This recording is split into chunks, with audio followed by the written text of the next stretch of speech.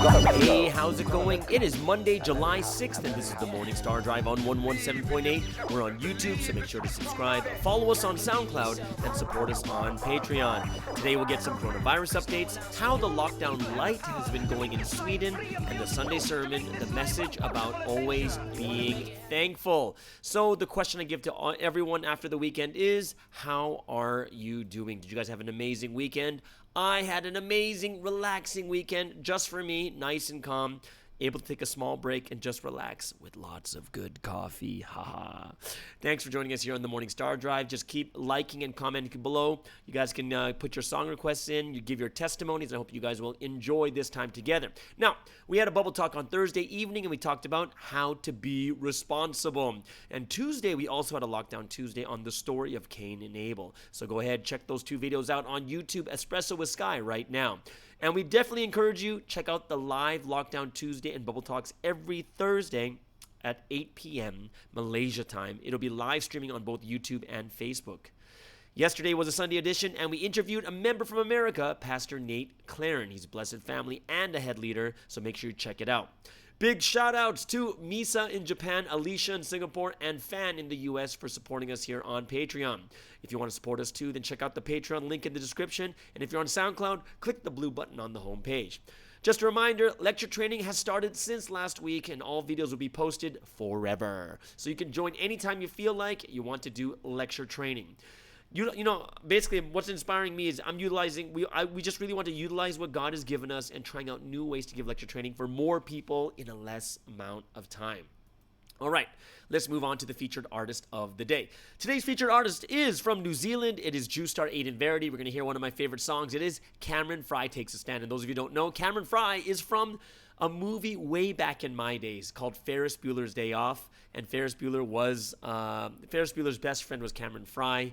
And great, you guys got to watch that movie too, but Cameron Fry Takes a Stand, great song. The second song will be from Francis Han, our very own. He's Taiwanese, and now he is living in New York. He's got his own jazz band, and the song we're going to hear is Close Your Eyes. So let's just relax and listen and support these members that are making amazing music around the world.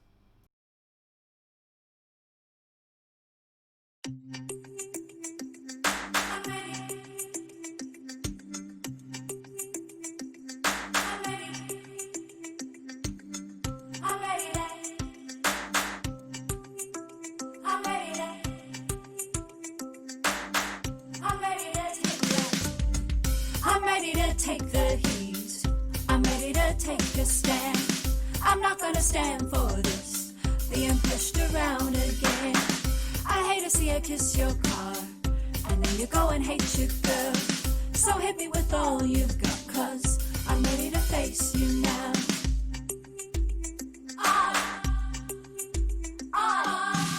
I'm ready to take the heat.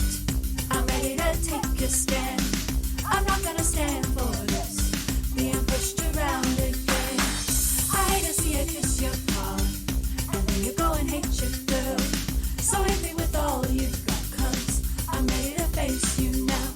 I made myself small. I hid in a corner. I played the good girl.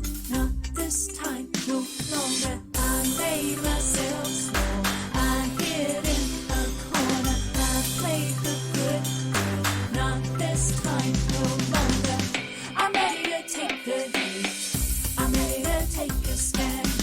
I'm not gonna stand for this being pushed around again. I hate to see you kiss your car and then you go and hate your girl. So hit me with all you've got, 'cause I'm ready to face you now. I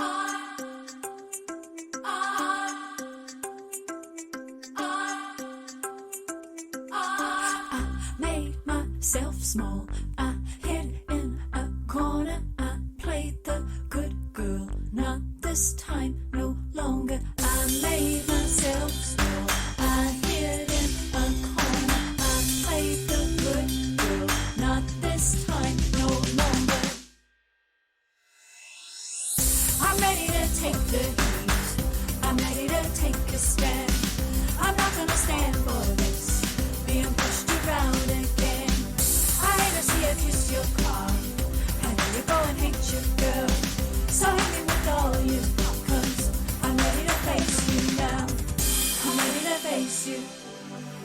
I'm ready to, I'm ready to, I'm ready.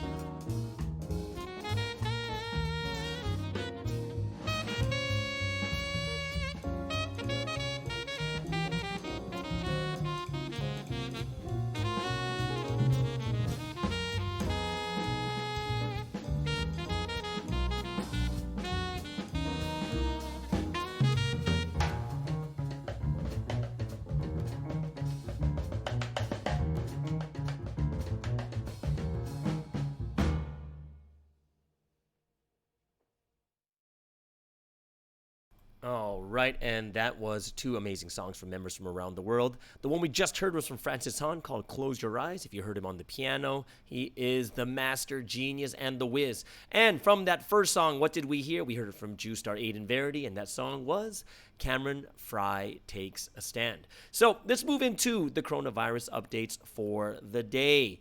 So let's go into the global report first, and what we see is 11.4 million cases. And of course, there's going to be a huge jump from what we saw on Friday, mainly because like a couple days have passed by. The weekend has passed by. We haven't had a report. So it's like 2-3 days kind of clumped together. So it's this big jump from all the way to 11.4 million cases, 534,000 deaths. But once again, the global death rate, the mortality rate goes down to 4.68%. The U.S. exactly the same. Even though there's a lot of cases going on, the mortality rate is going down. It's 2.9 million cases, 132,000 deaths. In Brazil, 1.6 million cases, 64,000 deaths at 4.08%. They're going to probably be hitting under 3% pretty soon. Under 4%, I mean, excuse me. India, 675,000 cases, 19,000 deaths at 2.86%. Mexico is back in the top 6, 252,000 cases, but they have 30,000 deaths, and their mortality rate's at 12.04%, which is the highest of the top 6 countries. South Africa has 188,000 cases, 3,000 deaths at 1.61%, so it's not too bad. And of course, we always want to report on the ones that you want to hear. So the Philippines, big jump, and they're actually getting a lot of cases nowadays too. They're at 42,000 cases, 1,300 deaths at 3.08%, which is a good sign because it means, once again, the mortality rate is going down. Sweden's mortality rate, we're going to talk about them today because they're one of the only countries in Europe, I believe, that didn't do a lockdown. They're now way under 8, they're at 7.59%. It's really, really low.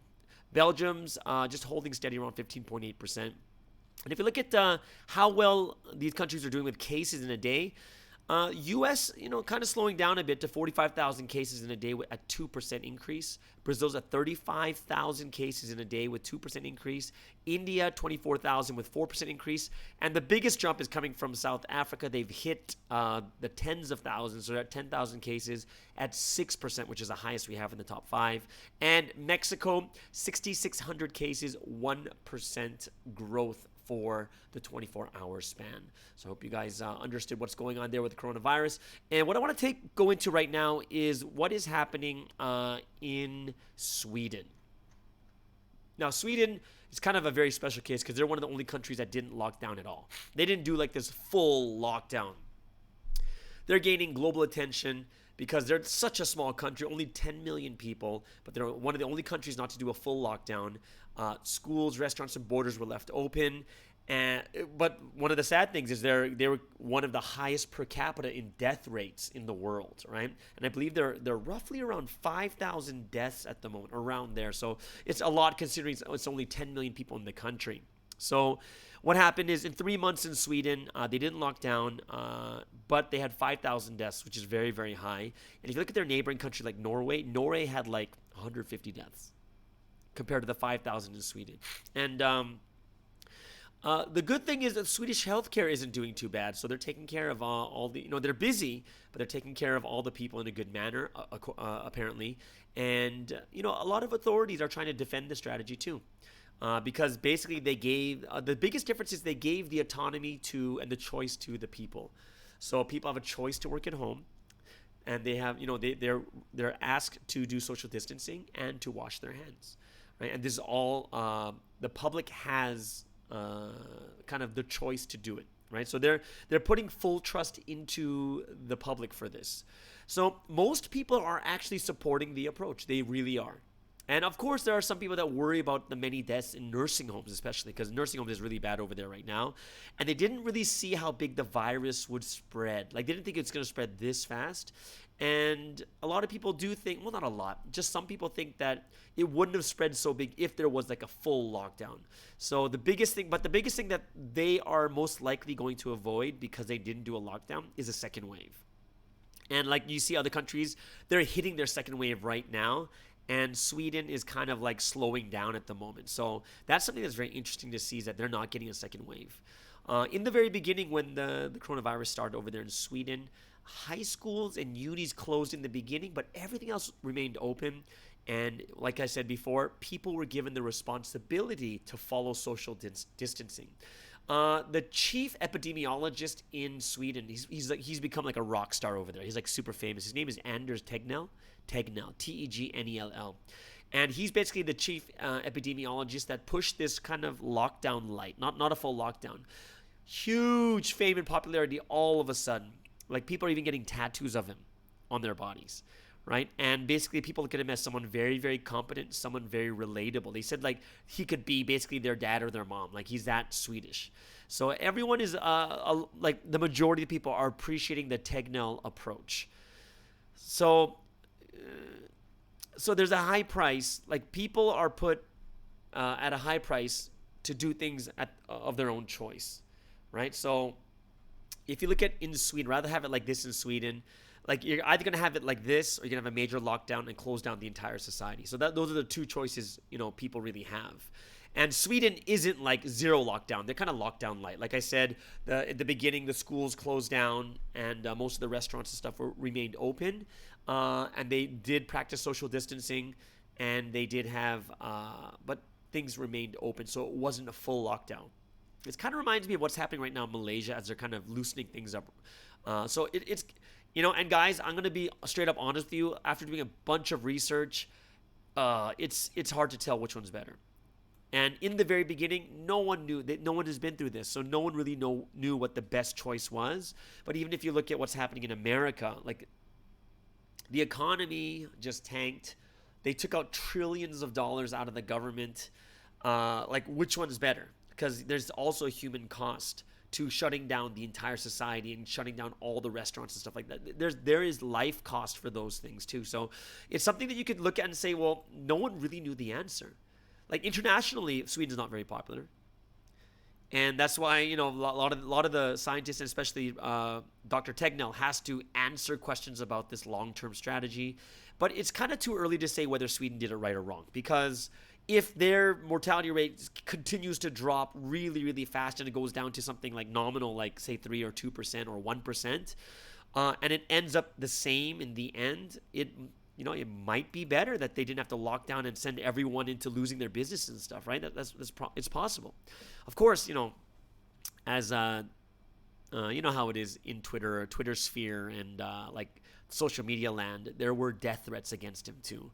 And of course he has like security guards around him, but he's very, very relentless about the message. Excuse me. Yeah, he said he's very, very relentless about the message. And what's the message? Keep society open, contain the coronavirus, and make sure everyone gets good health care. And that's the main thing, that's the message he's just sending out constantly. And, Dr. Tegnell isn't like a stranger to these outbreaks because he was actually introduced to it when there was an Ebola outbreak in Congo. So he does have experience with these things also. So it's not like this person has absolutely zero experience in this area. So all the other countries that had lockdowns, like just in the surrounding areas, Sweden's fatality rate, the mortality rate's about 5 times worse. And they say right now at the moment, there's about 7% of the country has antibodies. So, their testing's not that hot anyway. So we're not really sure about that, like how much actually has antibodies. But in order for people to get herd immunity, you need 70%, like 10 times what they know at this moment. But, Dr. Tegnell basically said that herd immunity was never the goal. The Tegnell plan or the Tegnell approach is basically individual responsibility, and you volunteer to work at home, and you volunteer to do social distancing. And so far, the biggest thing is a lot of people are very happy with it, and they wanted to have the choice. I saw a couple interviews where people valued the freedom of choice over just completely being locked down and not being able to do anything, right? So at the moment, when it comes to testing, there is a shortage in kits to test. So only high-risk occupations are tested, and people with serious symptoms are tested too. So testing is very down in Sweden, and that's probably one of the reasons why you only have 7% that they've checked to have antibodies, right? And the GDP also, because we talk about the economy, the GDP did also fall 7% too. It's not any better, any worse than the neighbors, but a lot of people do believe that the economy would have tanked even bigger if they did a full lockdown, which is, I think it would be quite obvious. And if you look at the majority of the deaths, 80% of the deaths are over 70-year-olds and from nursing homes, right? So some nursing homes lost like a quarter of the people that were there, a quarter. And what's more interesting is staff are more sick than the patients, interestingly, right? So after about 2 months, right? After about 2 months, they eased the restrictions a bit more. And then people were able to visit nursing homes to see their families, which is a very healthy and good thing too. And when I was watching them, how they visited their families in the nursing homes, there's like this big plexiglass, so you can't touch each other and stuff like that, but you can see and talk to each other, which is really good. So Dr. Tegnell does admit that there was a big failure on the end of protecting people in nursing homes, and now they're changing it and doing it a little bit differently. And they do believe that it can be rectified. But they are staying on track with the exact same plan. One thing that's very interesting is the migrant areas. You know where a lot of migrants are? These are a lot of immigrants that came in. The infection rate is 3 times higher, and it's disproportionately higher for migrants than actual Swedish people. But 25% of the population has a migrant background. And the biggest reason why there's more infections in the migrant areas is because they have a completely different social structure in their communities. People live close to each other. Everyone lives together, including their grandparents. And that's why it's a little bit higher not a little bit, it's 3 times higher. So the immigrant districts areas are it's kind of delayed. Looking at the reports, they said the information for coronavirus was a little bit delayed, a little bit confusing, and sometimes even in the wrong language. But if you look at what's happening right now in these migrant areas, it's very quiet because a lot of people have died. And people are aware in the migrant areas now, and they're much more cautious than the regular part of Sweden.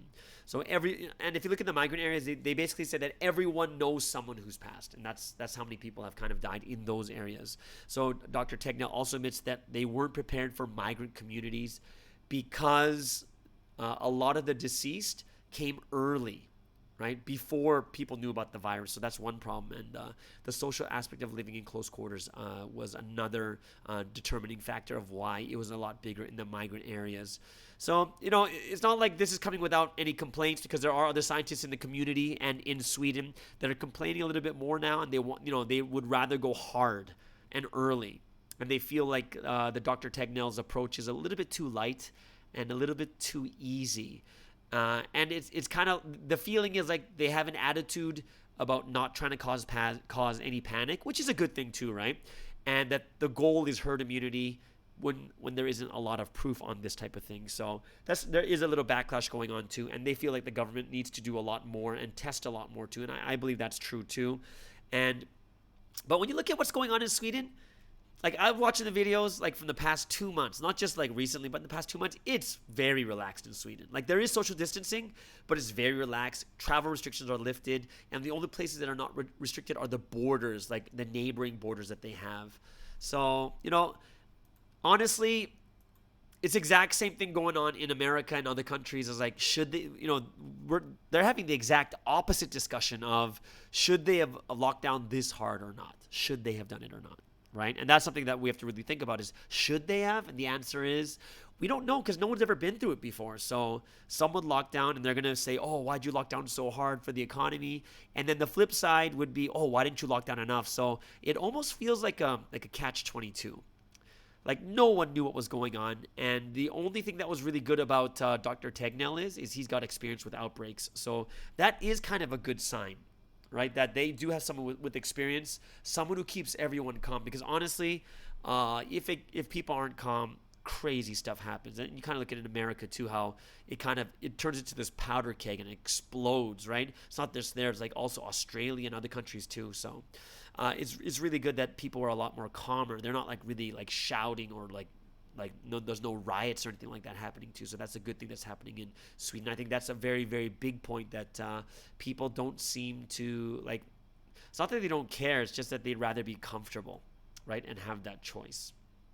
Either way, that is your current news for today. We were looking at Sweden and their lockdown light. And that brings us over to the time of praise, where all of us can praise and give glory to the Holy Trinity together. And we're going to start with 2 songs. The first one is The Starting Point of the Will, and the second one is I Am Happy. So let's all get up and let's praise and give glory to the Holy Trinity.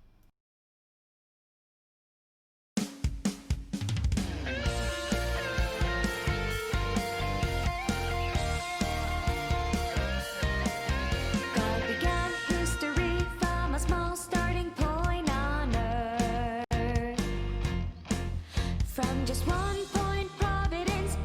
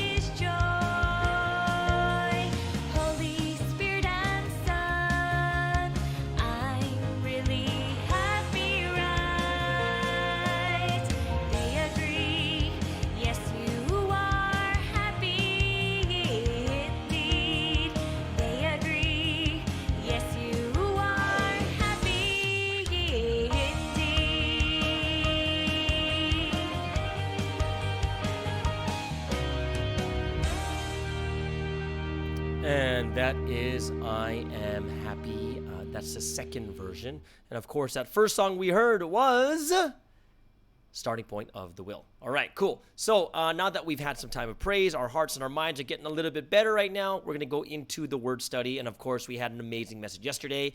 And wow. So I'm sure that you guys had a lot of different things that came through your mind. And I had a lot of inspirations and things that I looked at. I said, wow, it reminded me a lot of the past because, something did say, think about the past, right? So it says, do not forget the Lord your God, but live loving him, right? Do not forget the Lord your God, but live loving him.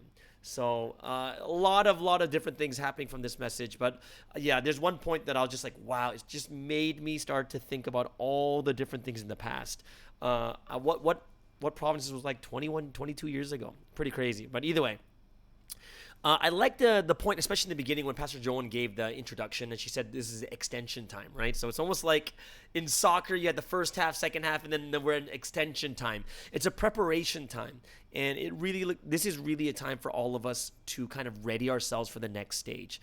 And if anything else, it's really crazy because it's like a time of judgment for the rest of the world. But for us, it's a blessed time. And we're like, wow, okay. It's like, it's like for the rest of the world, like, what the heck is going on? It's crazy. But for us here in this history, it is a time to develop. It's not a time for us to get sidetracked with all the other different things going in the world.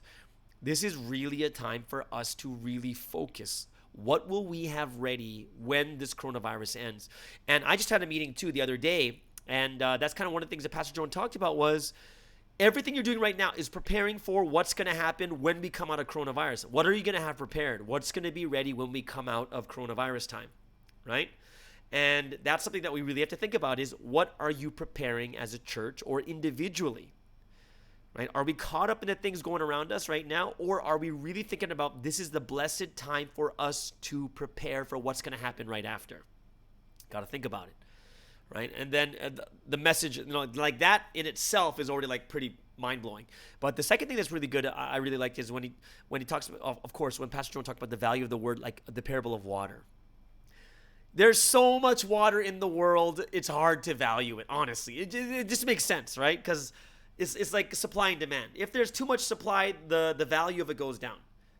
But if there's not enough supply, then the value goes up. And that's kind of just the way the human brain works, is even if something is crazy valuable, like even like a pen, there's so many pens in the world, you can get pens for so cheap. That's why it's easy to not value a pen. It's so abundant.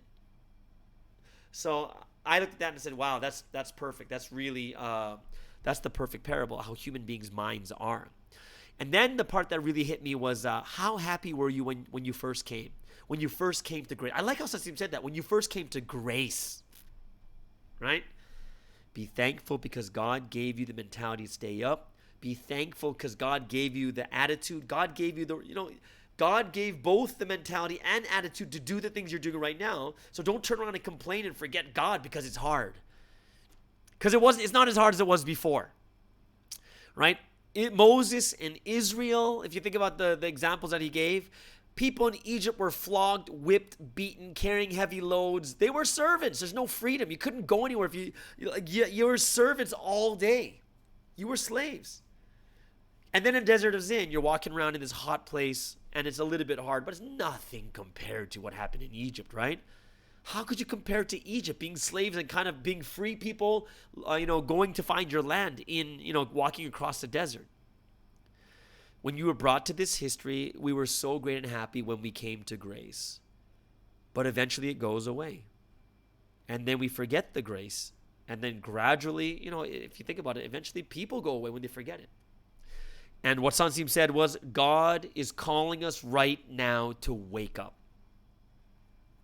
God's love never changes. It's never changed, but it's when you forget this, your love cools down. The moment you forget that God's love is the same, it is never changing. The moment you forget that, your love cools down. You become lethargic, and that was kind of cool when he says you live in a different world, because that's truth. That's straight up truth, is you will start to live in another world.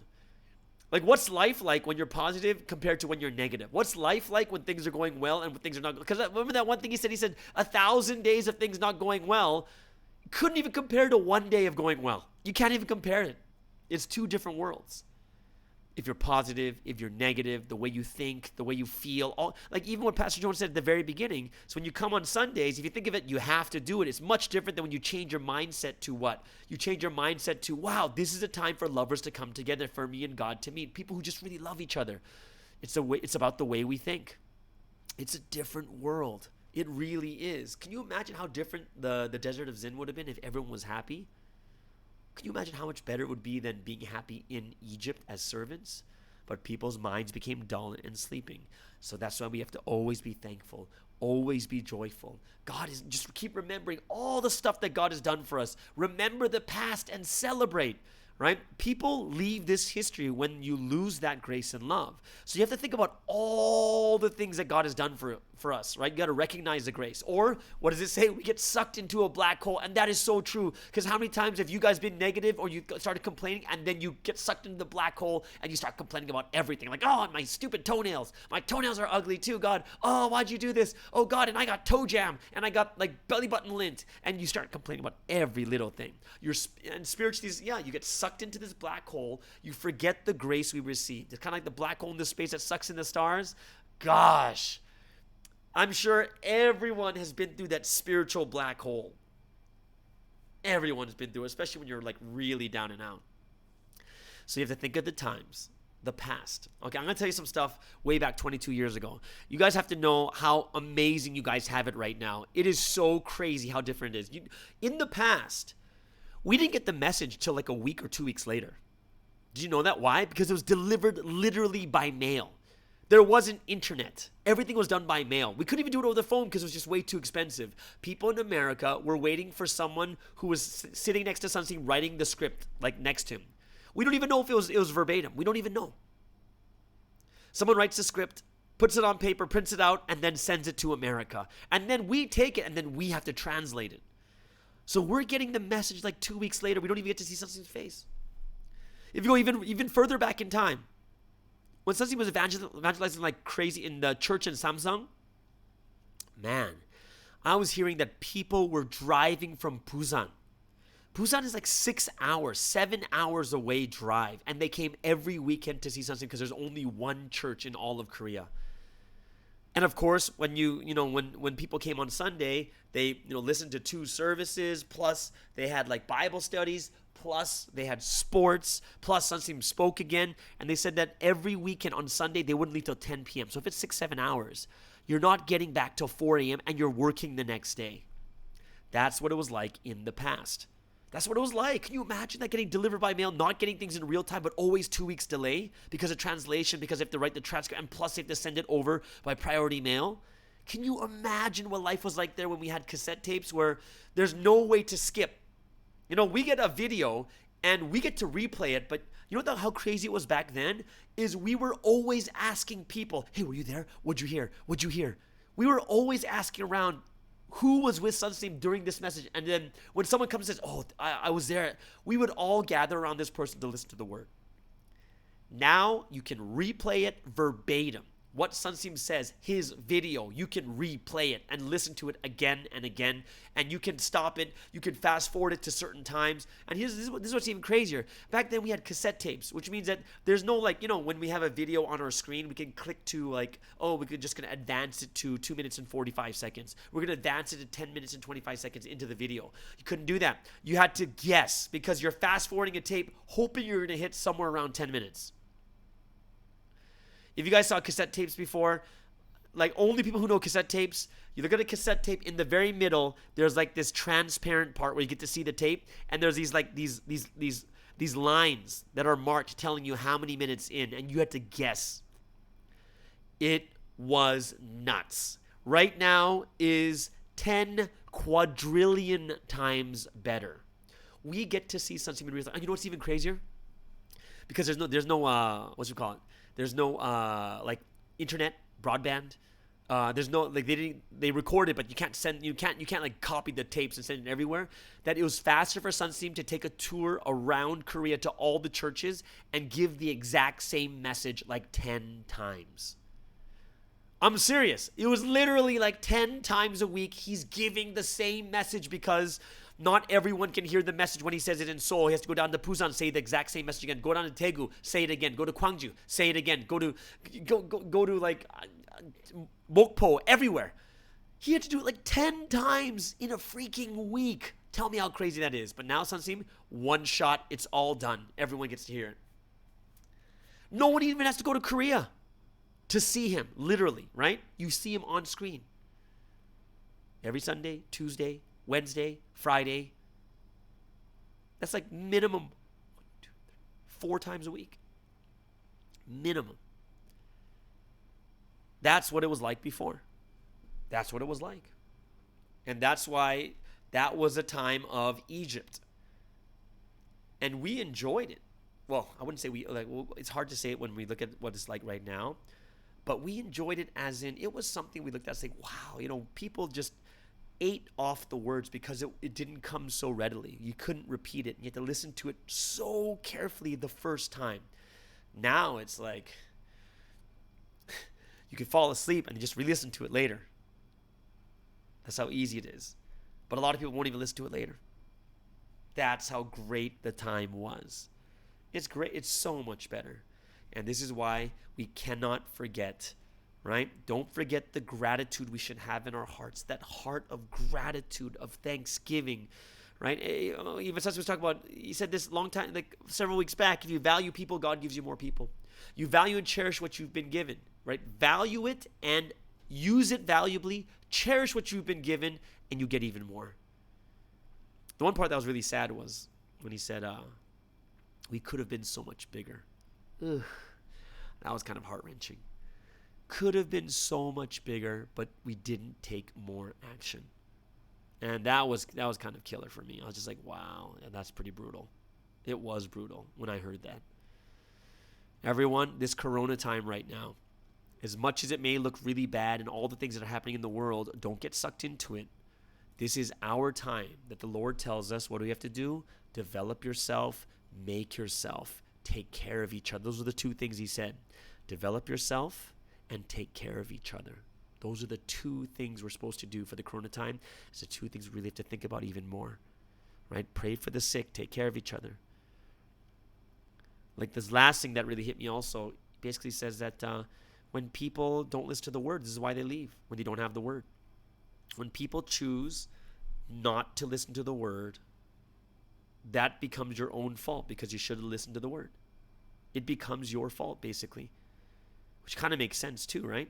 We have to realize that if you have the answers, right? If you do have the answers, then we have to be the ones that really realize that, yeah, we have the answer through the word. And the moment you stop listening to the word, the moment is done.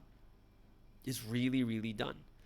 So I hope that all of us here will remember this even more, that we'll really have that the thinking and the mentality of this time that we're living in right now. And this time is so valuable. It is so big, right? And I really hope that everyone kind of take a step back and look at what you're doing. See if you're caught up with what's going on, or are you really developing yourself that at the end of this, imagine at the very, very end of the coronavirus and something comes to you, what would you say? Or what would you have? What would you actually have? That's a really big question, right? What would you have prepared? What would have been better? And if we understand this, then it'll start to get people thinking a lot more deeply. And we're going to start thinking, oh man, what do I need to do right now? Guys, it's extension time. We have more time to do things, and we just got to do it better. We got to make sure that we do this in a much, much better way than the past. Okay? So I hope that you guys really had some good realizations also from this message. And I hope that you guys develop yourself, use this time, and not only just develop yourself, we have to be the ones that take care of each other too. Cool. All right, so let's get into the song of choice today. And today's song is also a request from Ina in Minnesota. That's in the US of A. And it's a song from Hillsong, and it's called Relentless. Those of you who don't know, Hillsong is like one of the most famous churches in the world, and they're known for their praise. Praise is crazy. It's like a rock concert in their churches, right? And it originated in Sydney, Australia. This song is called Relentless. It's from the Zion album in 2013. I hope you guys will enjoy this song.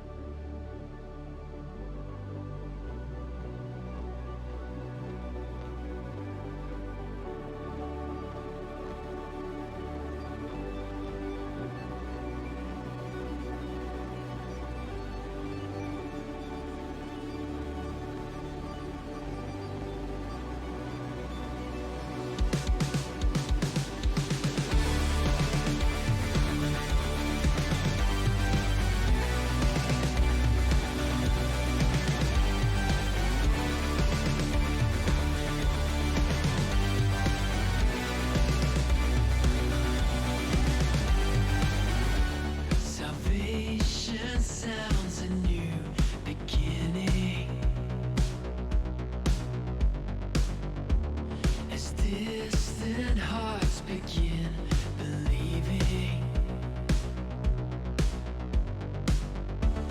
redemption's bid is unrelenting. Your love goes on. Your love goes on. You carry us when the world gives way. You cover us with your endless grace. Your love is relentless. Your love is relentless. Your love is relentless. Your love is relentless. The time is up for chasing shadows. You gave the world a light to follow, a hope that shines beyond tomorrow.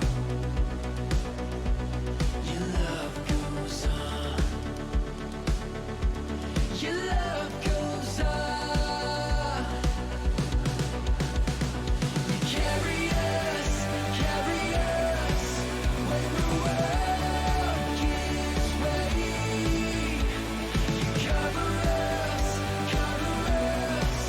with your endless grace. Your love is relentless. Your love is relentless. Your love is relentless. Your love is relentless.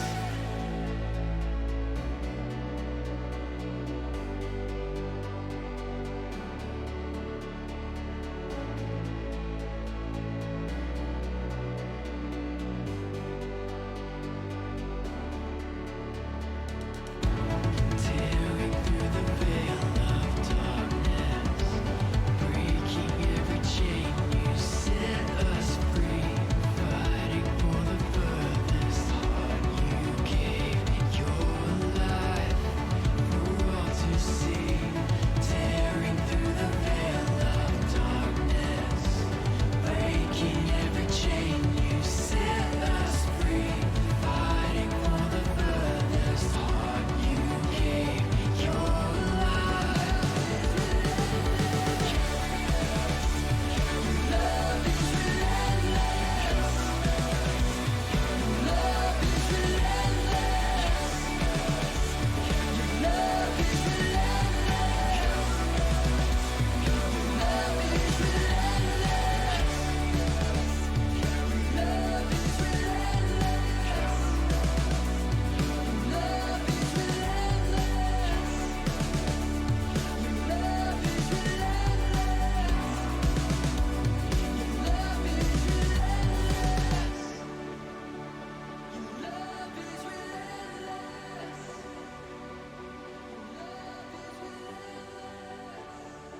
And that is Hillsong, and that song is called Relentless from the Zion album. So I hope you guys really enjoyed that song. Thank you, Ina from Minnesota, who requested that song, and I hope you guys will go take a look at that too. They got some really good songs from, like, they got some classics from the past, because, you know, when I think about Hillsong, I'm thinking about, like, way before the 2000s, like Shout to the Lord and The Power of Your Love, and those old school, like, Lord, I lift your name on high. Yeah, I don't know if you guys remember those songs or not, because that's like way back in my days.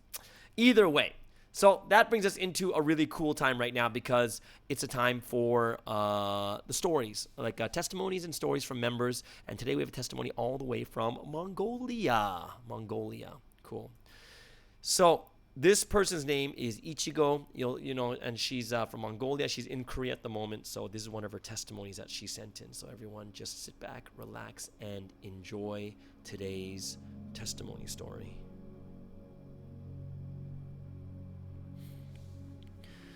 Hello, my name is Ichigo, and I am Mongolian. I was evangelized last winter in Wolmyongdong.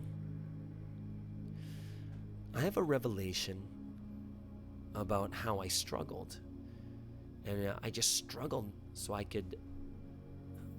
how these struggles actually helped me to see things in a more spiritual way and overcome in a more peaceful and joyful way. As for me, I've been struggling for 2 months because of my part-time job. And this is a job that God blessed me through one of our members. I work in a clothing store, and you may know, learning Korean for just a year, I only learned Korean for just a year, and I'm working with native Korean people. It's not that easy. But I remember, I thought, if I were just working in a store, I wasn't even praying, I just had that thought a year ago. I like clothes and fashion, and I also like to communicate with new people and help them find what they need. But after a year, which means now God has blessed me by making my wish come true, I started to struggle at this job, not because of the work, but because of myself. I just kept making mistakes over and over again. I was trying to adapt to this job for the entire month, and I didn't improve at all. God blessed me by giving me what I wanted to do, but I couldn't do well. Doesn't it feel so horrible? Like when you lose all your confidence, and it just makes you feel like whatever you do, you're gonna always make the same mistake, and you almost feel like you'll lose the love from God. It was such a big struggle for me.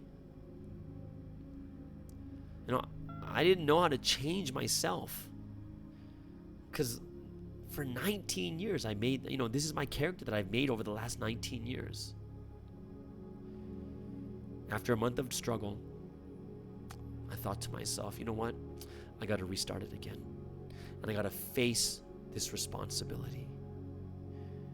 And this time, with a new thinking, with a new method, I started to change the way I thought about clothes. I thought, the way I treat clothes is going to be the same as how I would treat a newcomer, which means carefully and sincerely. And Sunseem said trees and rocks represent Providence members for him. So he takes care of everything sincerely. And he even prays for them, one tree, 30 minutes a day. This was a super big example for me. It shows that everything around us can represent deeper things. We should think more deeply and open our spiritual eyes. So before starting again, I told my true feelings about everything every day to God. I started to think more deeply about clothes and newcomers at the same time. Let me give you an example. If clothes are a newcomer, then the store will be a church with a lot of newcomers. The person who is the head leader in the church will take care of the new members, help them to listen to the words, realize, change themselves, and help them to follow the words. And it's the same in a clothes store. I need to check all the clothes, the condition, fix the clothes by ironing them and cut off useless parts. And I have to iron the clothes too. And ironing is worked by water. If there's no water in the iron, it's not going to work, and clothes won't look good, and no one wants to buy unpretty clothes, right? Which means water is like the word.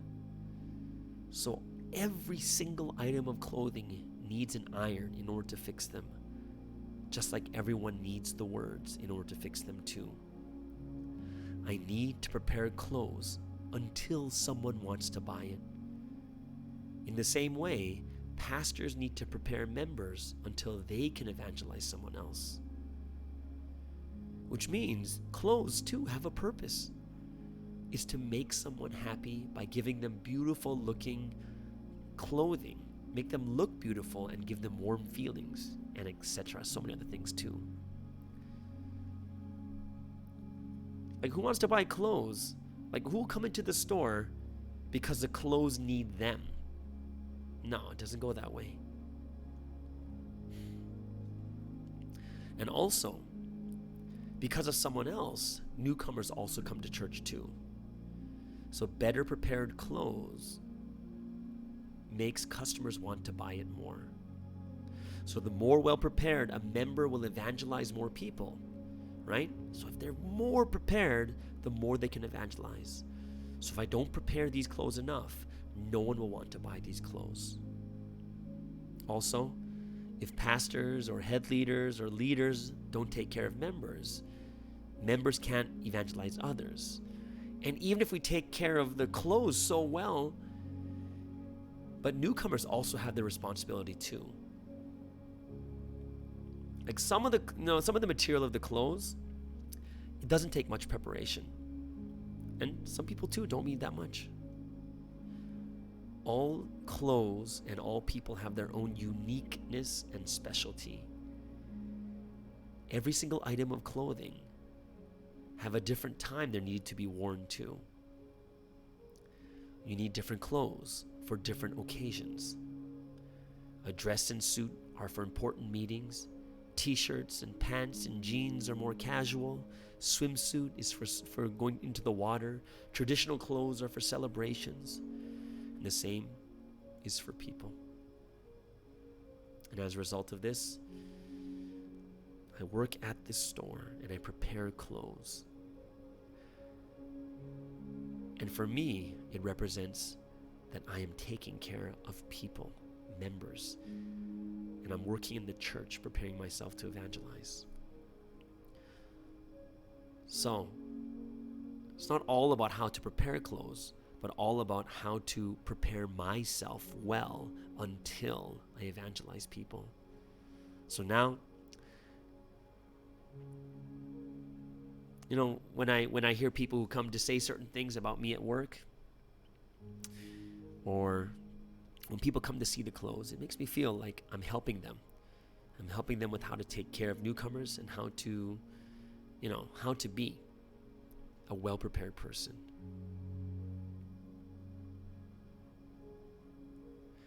So I'm not thinking about it only as physical work, but I also think about it more spiritually, right?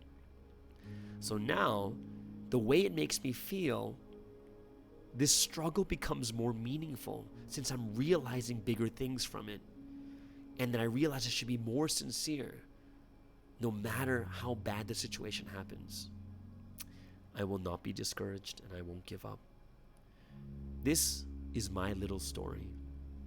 Everyone has their own problems, and I hope that they'll see it in a lot more in a different way and not let these things discourage you. But I hope that you'll see it in many different ways and don't discourage yourself. Wow, thank you, Ichigo. That's a really big realization you had just from working. Man, the struggle is real, and I think everyone knows that the struggle is real. The struggle is real. But we can overcome it by changing the way we think. And I think it was from what Sunseem said last week. What made you realize is the way that you change your mentality. You change the method. You change the way that you thought. And revelations cannot come without you changing your mentality. So I'm really amazed that you sent this story in, especially during the week. This happened during the week of Revelation. I hope that all of us here too will realize that these things are happening all the time. And if we just change our mentality, our attitude, if you ask God to give you that mentality and attitude, you will also receive revelations from the Lord. Thank you so much, Ichigo. All the way from Mongolia. Very, very grateful and thankful for giving us that amazing story. So I hope you guys enjoyed that story too, and I hope that you guys can also change your mentality and attitude of how you look at the things that you're doing, the things that make you struggle, the things that are very difficult, and that you can also be able to make your struggles more meaningful. That's what I liked the most about that ending part was, it wasn't like you're not going to struggle anymore. No, it's about the struggle becomes more meaningful and it's worth it. All right. So that means it's the end of today's podcast, the first of the week on Monday, and I believe it's July 6th. Man, we're already finishing up the first week of July, so I hope that you guys will have an amazing week. Have a great Monday, and we'll see you guys again tomorrow. Gotta believe in yourself. Cause no one else will. You, the people, have the power to make this life free and beautiful, to make this life